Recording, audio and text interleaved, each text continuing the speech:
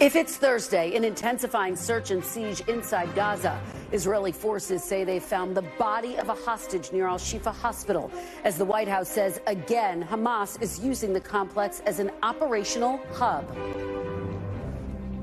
Plus, House lawmakers moved to expel embattled Republican Congressman George Santos after a damning ethics report showed he lied to voters and spent campaign cash at designer stores, luxury spas, and more. And clashes and violence erupt outside the Democratic Party's national headquarters here in Washington after more than 100 pro-Palestinian demonstrators gathered to protest the Israel-Hamas war and demand a ceasefire.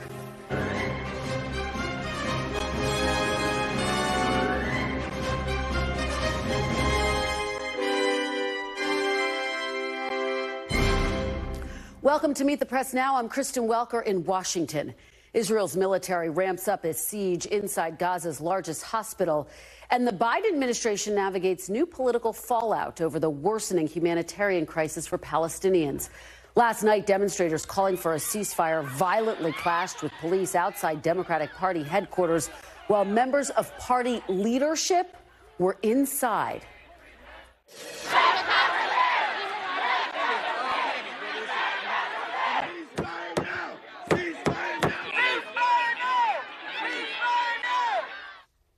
We will speak with a Democrat who had to be evacuated from DNC headquarters amid those clashes ahead. But we do begin with the war on the ground as White House officials are doubling down on the administration's assessment. Hamas has been operating at Al-Shifa hospital. The IDF now says it found weapons and intelligence materials belonging to Hamas, as well as information and footage about the hostages being held in Gaza. The director of the hospital, however, continues to deny any Hamas fighters are inside the complex, saying on Al Jazeera the hospital is completely surrounded and food and water have run out. NBC News has not been able to independently verify any of the claims by either the IDF or the hospital director. In a news conference yesterday, President Biden said Hamas was committing war crimes by operating beneath hospitals and said the only way the war would end was with a two-state solution. Listen to what he said. You have a circumstance where the first war crime is being committed by Hamas by having their headquarters, their military, hidden under a hospital. And that's a fact. That's what's happened. Israel did not go in with large number of troops, did not raid, did not rush everything down. They've gone in, and they've gone in with their soldiers carrying weapons, their guns. Now, this afternoon, the Israeli military said it found this woman, one of the hostages abducted by Hamas, dead adjacent to Al-Shifa hospital in a structure that was housing military equipment. Meanwhile, thousands of Palestinian civilians are fleeing the fighting in Gaza City and heading south. Our NBC News foreign correspondent Raf Sanchez was inside Gaza, embedded with Israeli forces as children and their families moved through an Israeli checkpoint. Under the watchful eyes of Israeli troops, an exodus of Palestinians from Gaza City is underway. Children with their hands up, their parents clutching ID cards, the white flag flying amid the destruction. We've been covering this war for more than a month, but this is the first time that we are seeing with our own eyes Palestinian civilians inside of Gaza. This is what Israel's military calls a humanitarian corridor, open a few hours each day for civilians to flee on foot and escape the fighting raging in Gaza City. 250,000 Palestinians have taken this route so far, Israel says. As a condition of access, NBC News agreed to blur some faces and submit our raw footage to Israel's military censors, though not our final story. I think every Jew and Israeli can be proud of the fact that we're letting innocent civilians out of the fighting area, out of the fighting zone, to clear it out. For Israel, this is proof their war is only against Hamas, not the people of Gaza. But for many Palestinians, this feels like forced displacement. We ask Israel's military. Can you guarantee that these people will be able to return home one day? I think that is really going to be in the hands of a lot of different players. One of the main ones is going to be Hamas. That is the key question. Raf Sanchez, thank you as always for your excellent reporting. We hope you continue to stay safe. Joining me now is NBC News correspondent Erin McLaughlin in Tel Aviv. Clint Watts is at the big board and Monica Alba is covering President Biden's trip in San Francisco. Erin, what is the latest on the ground as Israel continues their operation in Gaza and within Al-Shifa hospital? Well, Kristen, for the second day now, the Israeli military raided the largest hospital in Gaza, the Al-Shifa hospital. According to a military spokesperson, special forces entered the hospital going floor by floor, building by building, room by room, looking for evidence of a Hamas terror cell. Tonight, the Israeli military releasing video that it says shows the entrance to a tunnel on the hospital grounds, as well as a vehicle that it says was full of weapons, including RPGs and guns. Now, we have been unable to verify that. The Israeli military also saying that so far in this operation, no Israeli troops have died and no doctors and no patients have died. Now, we have been unable to verify that because we have been unable to reach the doctors inside of Al-Shifa hospital. The Gaza Strip is subject to a near total blackout of telecommunications. We've been trying and trying. We are unable to get through. Yesterday, I managed to reach the director of the Al-Shifa burns unit,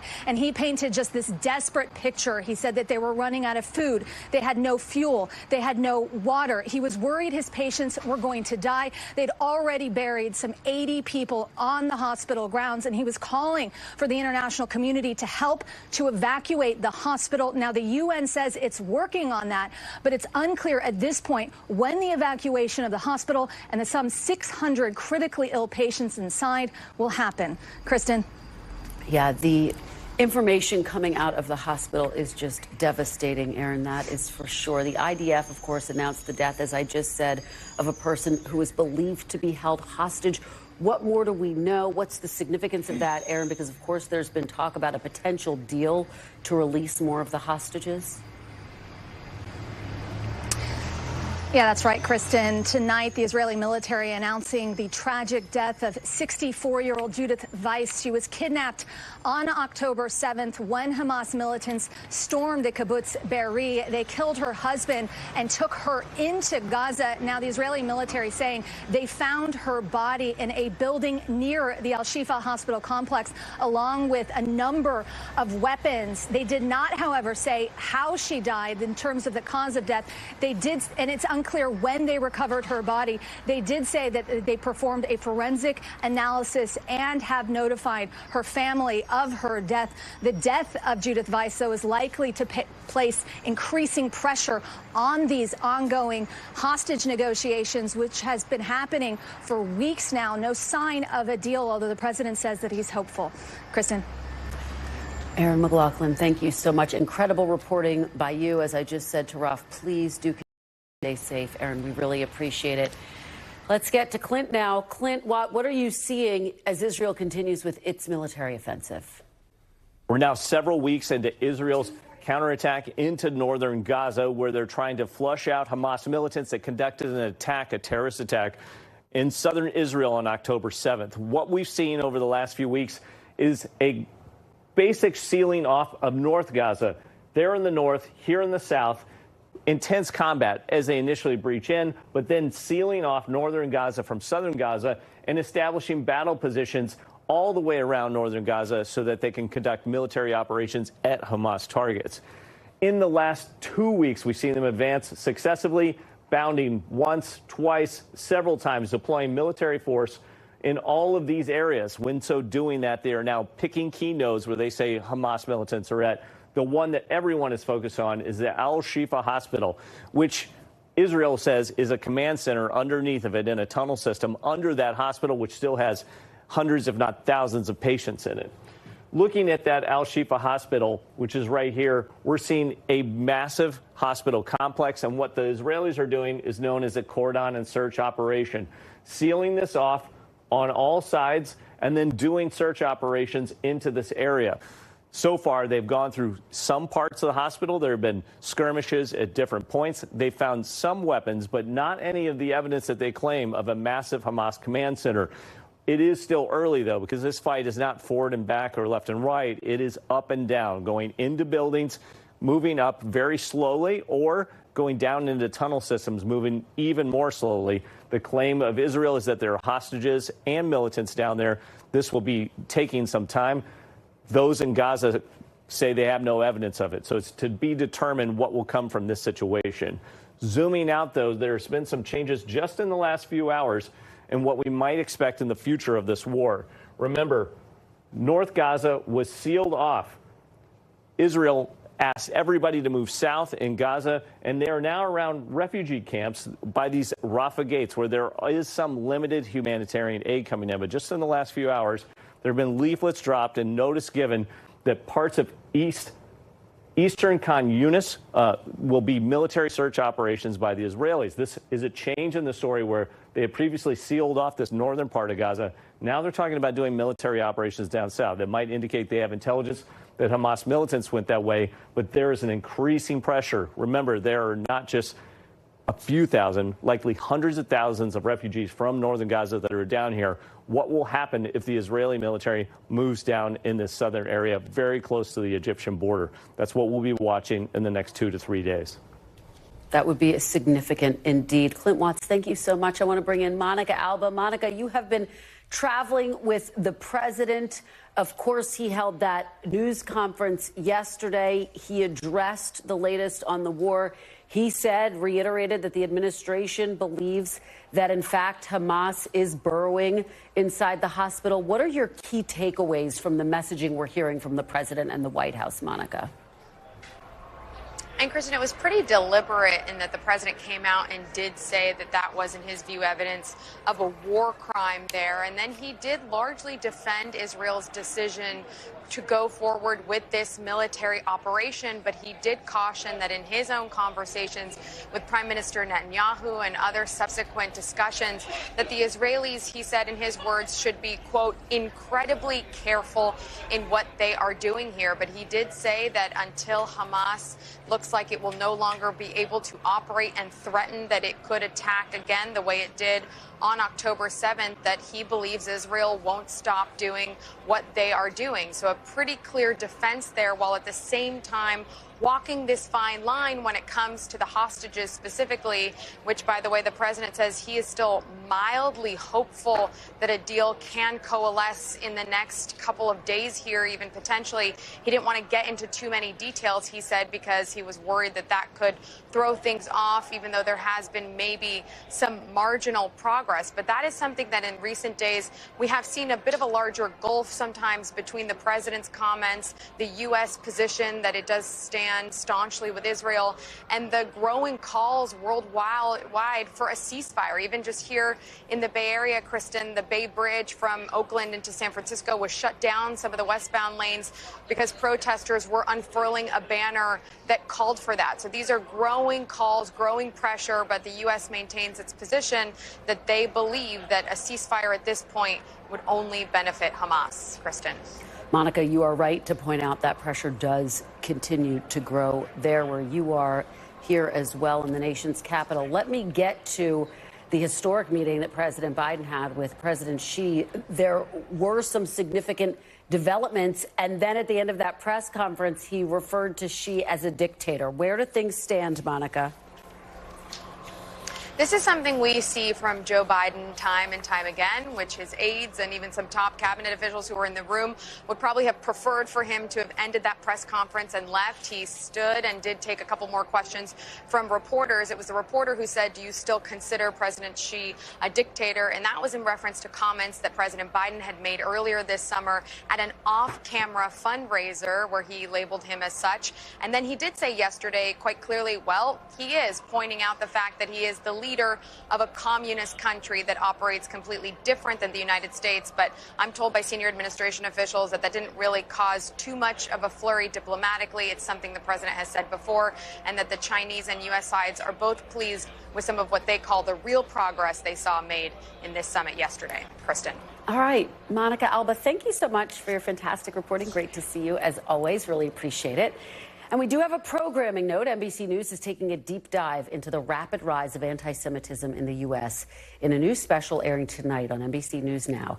The Anti-Defamation League, which tracks instances of anti-Semitism, reports since the start of the Israel-Hamas war, anti-Semitic incidents have increased by more than 300% compared to the same period last year. For tonight's special, NBC's Jacob Soboroff talked to Robert Kraft, chairman and CEO of the New England Patriots, of course. In 2019, Kraft started the foundation to combat anti-Semitism. He spoke to Jacob about how anti-Semitic rhetoric spreads online and why he believes it has taken hold. Most of people under 30 are getting their news and updates from social media.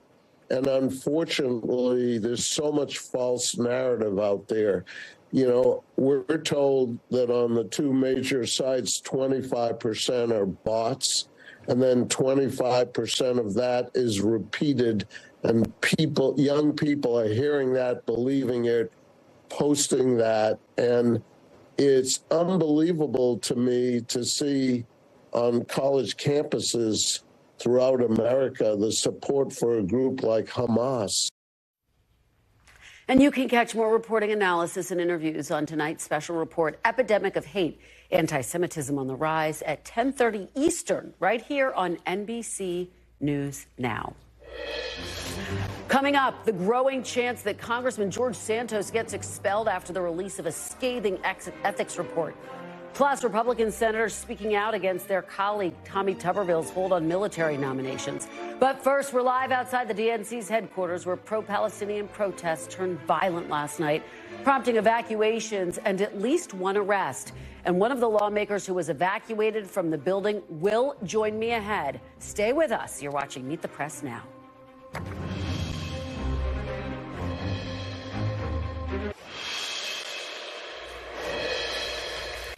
Welcome back. We are learning more today about last night's chaotic pro-Palestinian protest outside the DNC headquarters right here in Washington. Protesters clashed with police during the rally.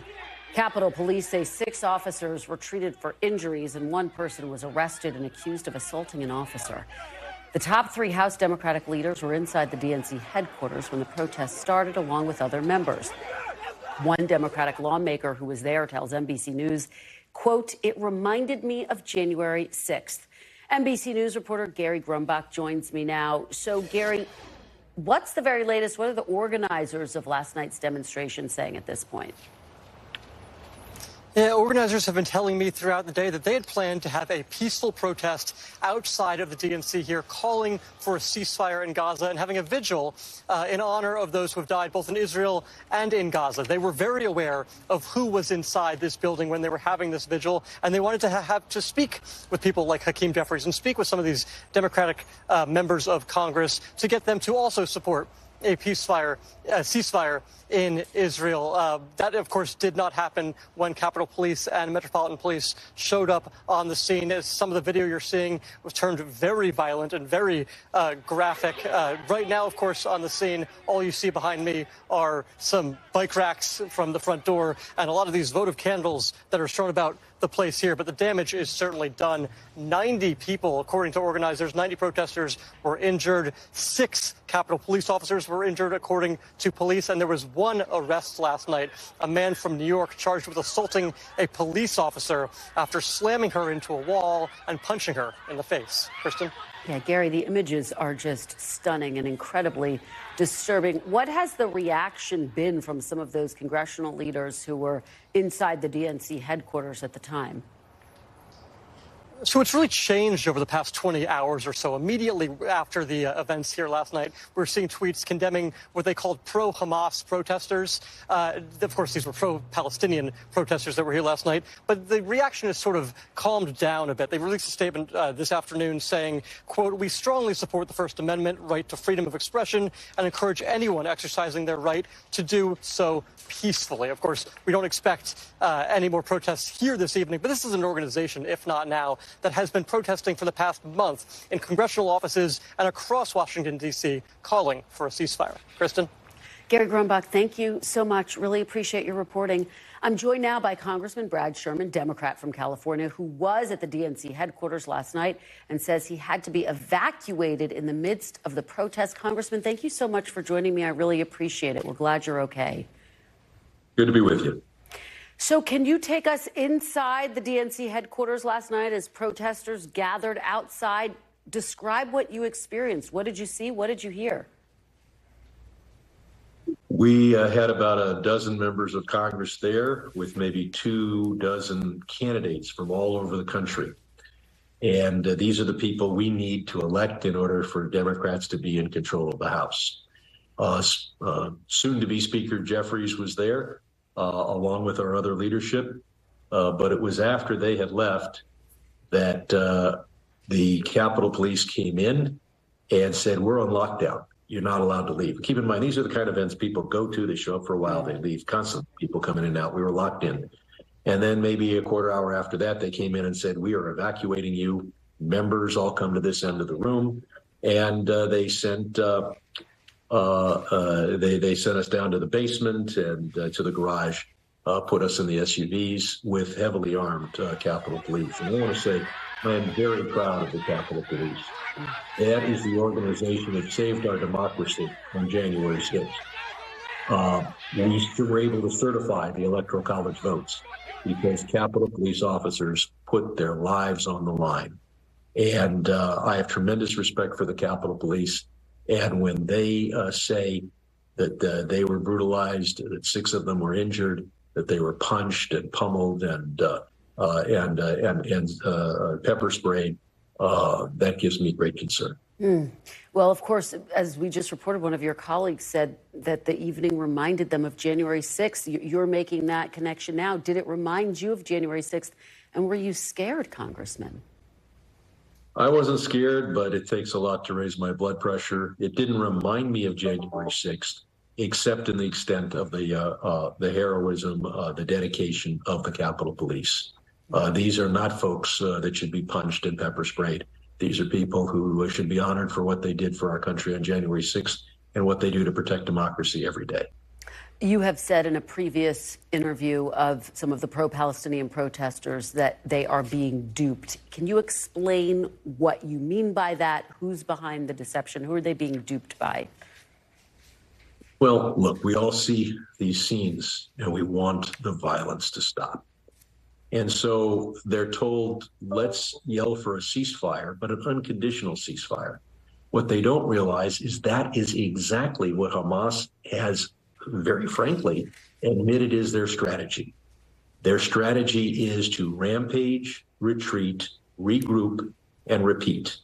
And a senior Hamas official declared he wants to, that they are going to repeat October 7th a second, third, fourth, fifth time until Israel is wiped out. So people want an end to violence. And the way to get that is to demand a conditional ceasefire, a ceasefire with the release of all the hostages and with the disarming of Hamas. Otherwise, you're simply playing in, being duped into the rampage, retreat, regroup, and repeat efforts of Hamas. And that is effectively what Israel is saying, that they would consider that once the hostages are released.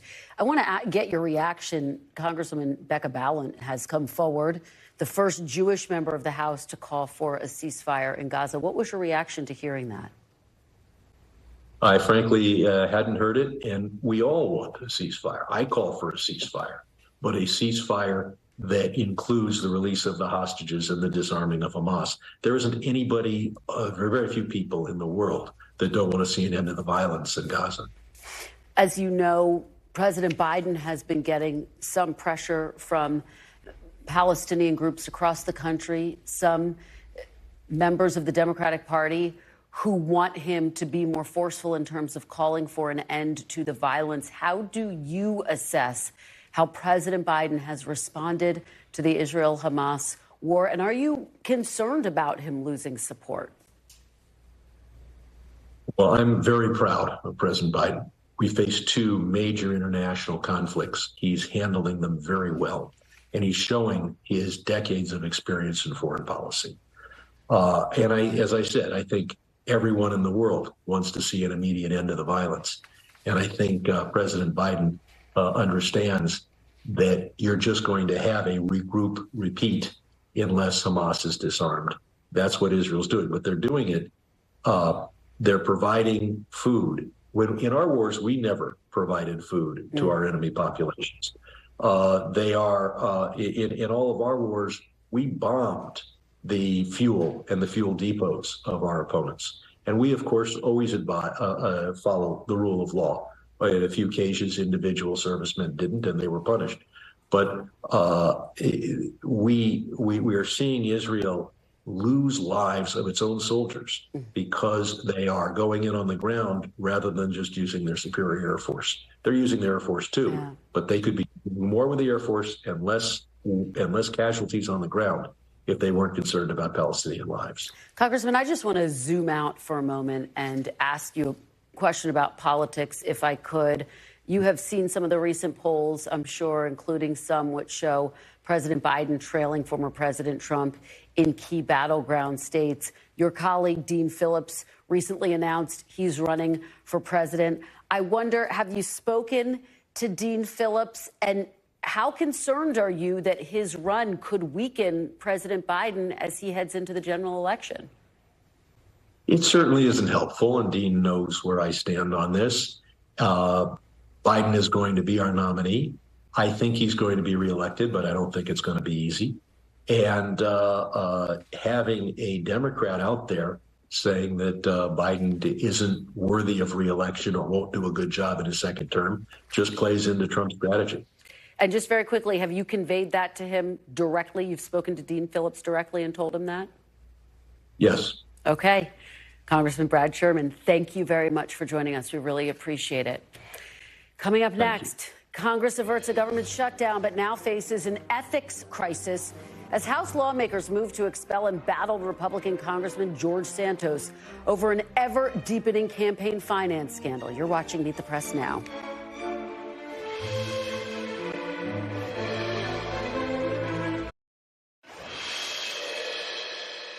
Welcome back. We are following breaking news. The gag order in former President Trump's New York civil fraud trial has been lifted temporarily. The judge presiding over the case imposed the gag order, which banned the former president from talking about the judge's staff. Joining me now to break this all down is NBC News legal analyst Danny Savalos. So break down why this decision was made. What's the significance here, Danny? The appellate division here hasn't overturned the gag order. They really just hit a pause button.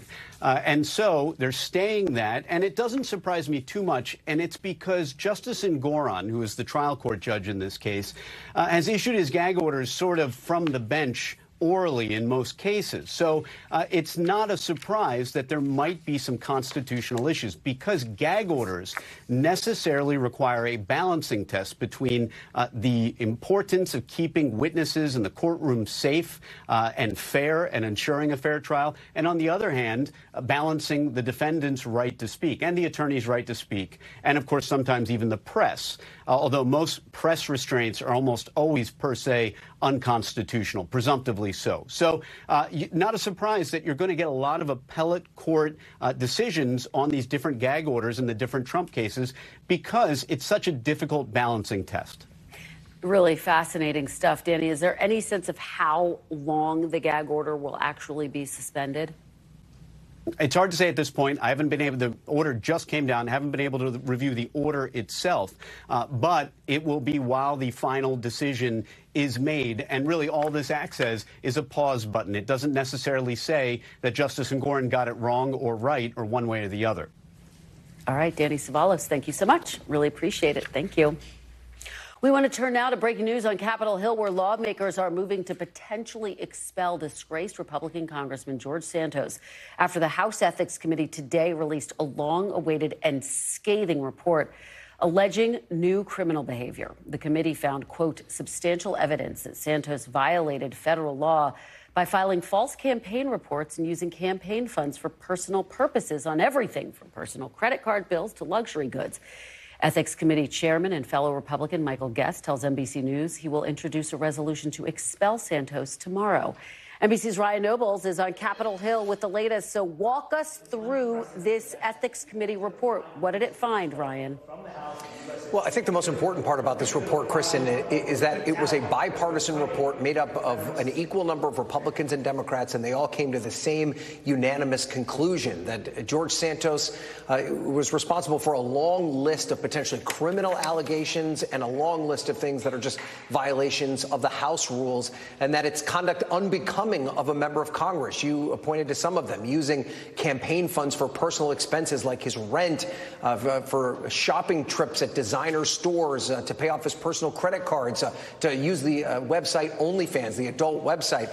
These are all things that are against the rules, and it's something that could lead to him ending up in jail. But at the very least, we're seeing more and more members come out and say, at the very least, it should mean that he should no longer be a member of Congress, Kristen.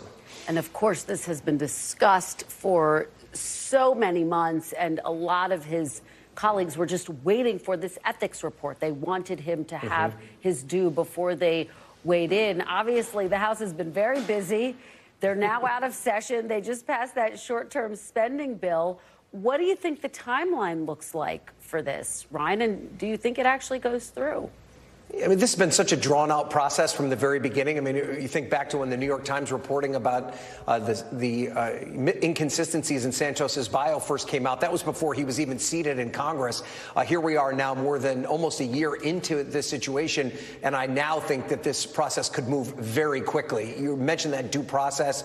There were a lot of Republicans in particular that were reluctant to take the step of full-on expulsion because they felt as though he hadn't had the opportunity to defend himself. We've seen many of them come out today and say this is enough. He had the opportunity to defend himself, and in the case of the Ethics Committee, didn't even afford himself of that. He did not sit for a deposition, did not cooperate with the committee, and the committee was then able to collect all of this, very substantial and hard evidence, and that may be enough to move to expulsion. Now, this vote could happen as soon as they return from the Thanksgiving holiday, so sometime between Thanksgiving and Christmas. So I think there's a real likelihood that he will no longer be a member of Congress by the start of the new year. The one thing I'll throw out there, though, Kristen, two things actually. One, we've not heard officially from the Speaker of the House yet, Mike Johnson, who may have a lot of say as to whether or not Republicans move en masse on this. And then the second part of it is it requires a 2/3 majority of the House to expel a sitting member. So that is a very high bar to cross. It seems as though if it's going to happen to anybody, though, it's going to happen to George Santos, and we'll have to see maybe if he has a clear eye about this and decides it might just be easier to step away on his own. He's resisted those calls up until this point, but this report could change everything.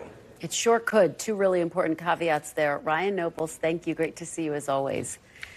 Coming up after the break, inside the Biden campaign's mission to win the New Hampshire primary without the president's name on the ballot. Our Mike Memoli will explain next. You're watching Meet the Press now.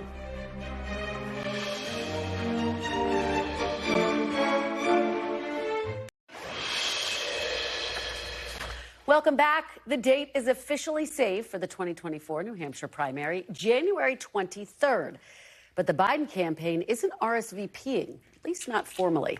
President Biden's name won't be on the ballot after a disagreement between the DNC and the Granite State. So some supporters are trying to mount a write-in campaign to keep the president from avoiding an embarrassing defeat.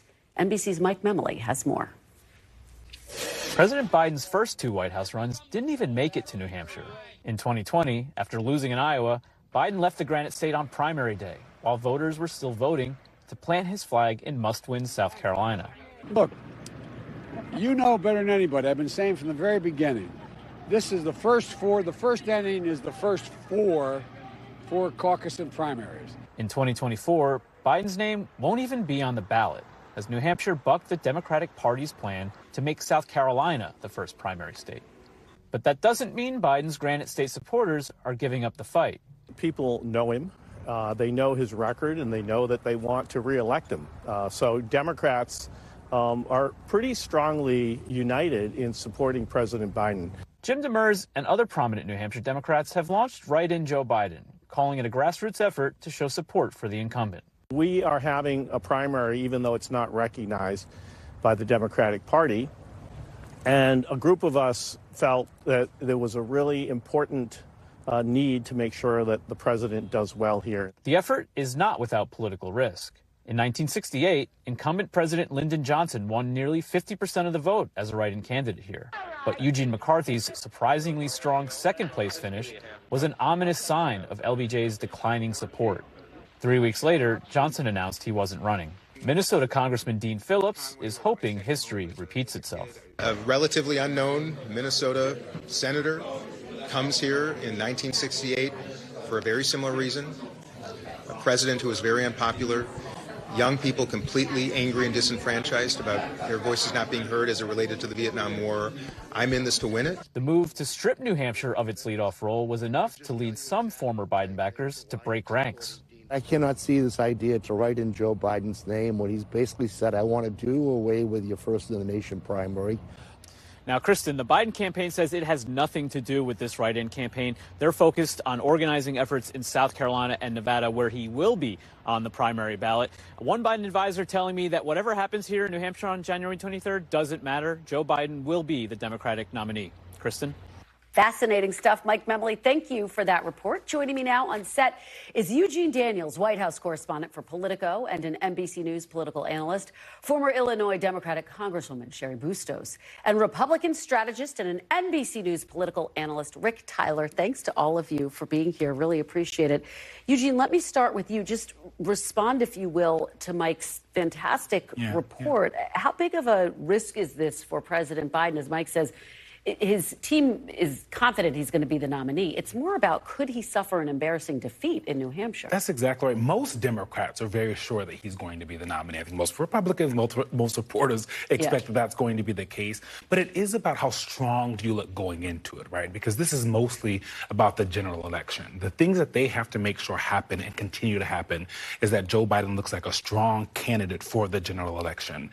There are places in which it doesn't look like he is at times, right? You look at where black and brown voters are. You look at young voters and their lack of interest in him. That New York Times poll last week scared a lot of people. Mm-hmm. But at the same time, they're saying this, right? And they're saying, like, we're very hands off, but conversations happen that we don't know about. You know what I mean? These people are very close to the Biden folks, and so they're doing this maybe completely of their own volition, but they are, the Biden campaign complaining about the writing campaign. Yeah, Sherry, tell us about some of those conversations that none of us know about. What are the real talk conversations that are happening inside Democratic circles when you think about Dean Phillips running and what it could potentially mean? As Eugene says, no one's concerned about it really costing him in the primary. It's more about, could it weaken him? Would it ding him going into the general election? Well, I know there's a call tonight among the supporters of this write-in campaign. The good thing is Joe Biden's pretty easy to spell. It's not like Ramalama Ding Dong or whatever.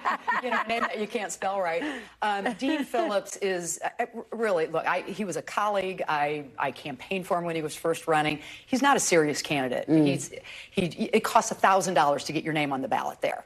All right, I think there's 20 names on the ballot there. He doesn't have grassroots support, so he's not a serious candidate in this.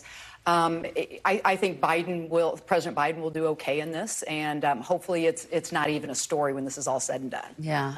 Rick, weigh in from the Republican side, because fascinating things are happening in the New Hampshire primary for the GOP candidates. There's a new poll today which puts Nikki Haley in second place. Former President Trump still, of course, has a commanding lead over the entire field. Look at that. She's jumped to 20%, Rick. I mean, what do you make of that? Could she have a last-minute comeback? Well, first, I think Ramalama Ding Dong will now get at least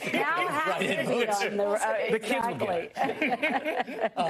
And by the way, and Biden, he didn't have to worry because he's got both sides of the story. If he wins the right to vote, wow. If he loses the right to vote, I wasn't on the ballot. So I don't think it's a good point. That's a fair point. But I think Nikki Haley is a very important moment for her, and she needs to transfer and capitalize on it in a very strong way, because her story now to the Republican Party and the Republican base is, if you want a Trump alternative, and I do think, remember, more than half the people do, because Trump doesn't have 50% support. He has significantly less than that. So more than 50% of the people do not want Trump.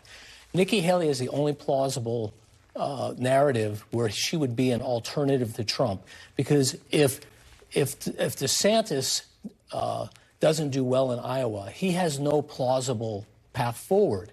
Right. The party's not going to nominate Chris Christie, as much as I love to listen to him, they're just not going to do it. So the one person who's on the stage and remaining is Nikki Haley. If she can do well in Iowa and win New Hampshire, she could very well win South Carolina, and that will create a momentum for her to be the alternative. How does the Biden campaign, how do Democrats view a Nikki Haley? Because when you put her up against President Biden, she actually does better in some polls than former President Trump. Well, she's a legitimate Republican. She's a serious candidate. She knows what she's doing. And I think that if for some, if former President Trump is the indictment, he's convicted and can't end up running for some reason, I mean, I think she's a legitimate threat. Eugene, the reality check, what do you think? Can she really come back? I mean, she's at 20%, which is significant. Yeah. She was in single digits, but there's still a huge gap. There's a huge gap. I will say on the Biden front, I was talking to someone who speaks to the Biden campaign a lot, and what they said to me, this was months ago, before she's having the moment she's having now, they said if they nominate, meaning Republicans nominate Nikki Haley, we're going to be in trouble. And that is something that has been bouncing around Democrats for a long time. And I do think, like, you know, this happens almost every time, right? There's a primary that there's always someone who has like a couple of months of a good, everyone's like, oh, they're going to win. It happened to everyone. Ben Carson had this. Yeah, everyone's good Gingrich reminder.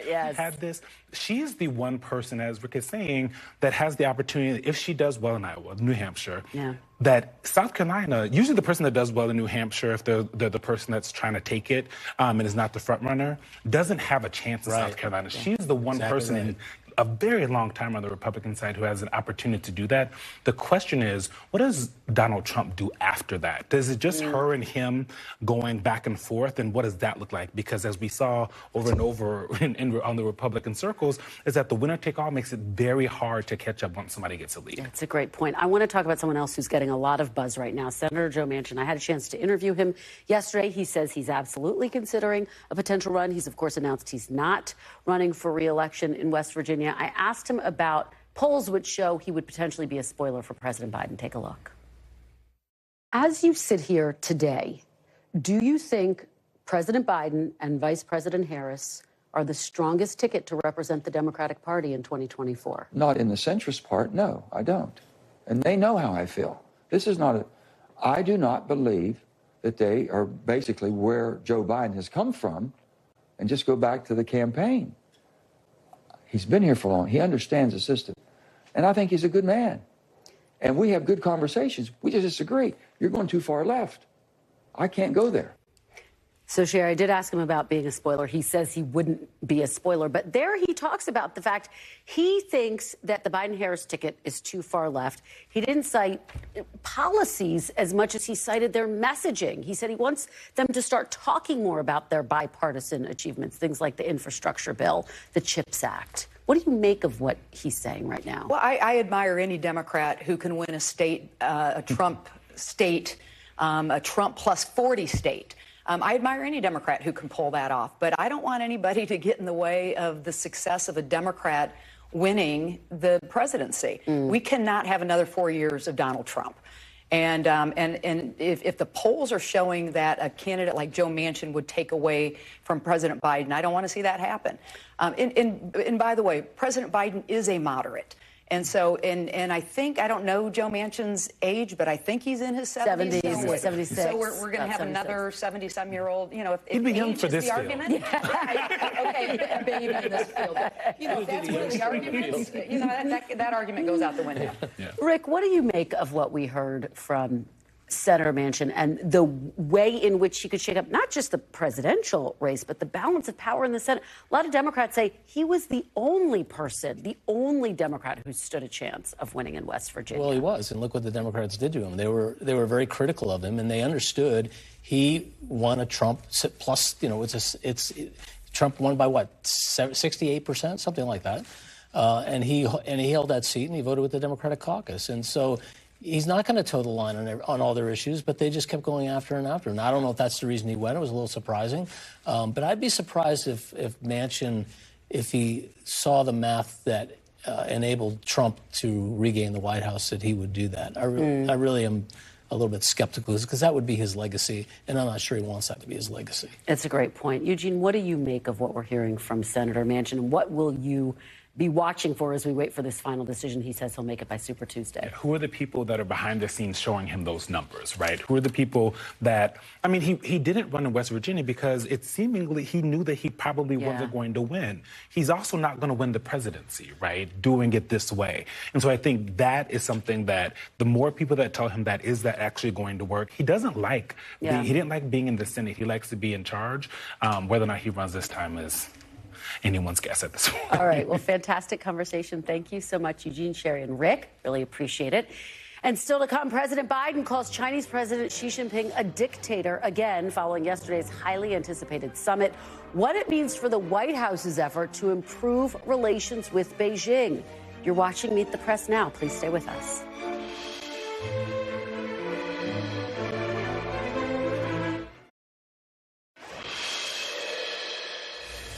Welcome back. We want to turn now to the fallout from the president's highly anticipated meeting with Chinese President Xi Jinping amid rising economic and military tensions with Beijing. There were no breakthroughs, but in a press conference following yesterday's summit, the president said real progress had been made. And according to the White House, the two leaders agreed on steps to stem the flow of fentanyl from China to the U.S. and to reopen military-to-military communication channels. I believe that they're some of the most constructive and productive discussions we've had. I've been meeting with President Xi since both of us were vice president over 10 years ago. Our meetings have always been candid and straightforward. We haven't always agreed, but they've been straightforward. And today, build on the groundwork we laid over the past several months of high-level diplomacy between our teams. We've made some important progress, I believe. And as we reported at the top of the hour, in a sign of how complicated the United States' relationship with China is, here was the president's response to a question about whether he still considers Xi to be a dictator. Look, he is. I mean, he's a dictator in the sense that he is the guy who runs a country that is a communist country that is based on a form of government totally different than ours. I'm joined now by Victor Cha, Senior Vice President for Asia and Korea at the Center for Strategic and International Studies. Victor, thanks so much for joining me. Really appreciate it. My pleasure. So, Victor, big picture, do you consider President Biden's meeting with Xi Jinping to be a success? What are the key takeaways for you? So I would say, Kristen, that it was a success in the sense that the purpose was to reestablish communications. The two leaders had not spoken in a year. And moreover, next year, there's very little chance that they'll be able to meet again because there are elections in Taiwan in January, our elections in November. Xi Jinping is not going to come to the United States 2 years in a row, and President Biden won't have the time to go to Asia. So it was important for them to meet, reestablish contact. It's still a very competitive relationship, but at least there's dialogue to ensure that this competition doesn't escalate into a conflict. So in that sense, it's important, but modest progress. Let's talk about what happened at the end of the news conference there. The president was asked if he considers Xi Jinping to be a dictator. He said, well, he is. You heard his response there. There was some reaction, of course, from the Chinese side. The White House is downplaying this and say, look, big picture, this was a success. This is nothing new. What do you make of it?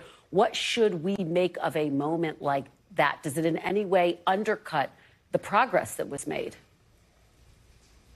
I don't think so. What was interesting this time, Kristen, was that he was asked a question and then President Biden paused for a second and then he said yes, which again reinforces the way he frames the relationship. This is democracy versus dictatorship.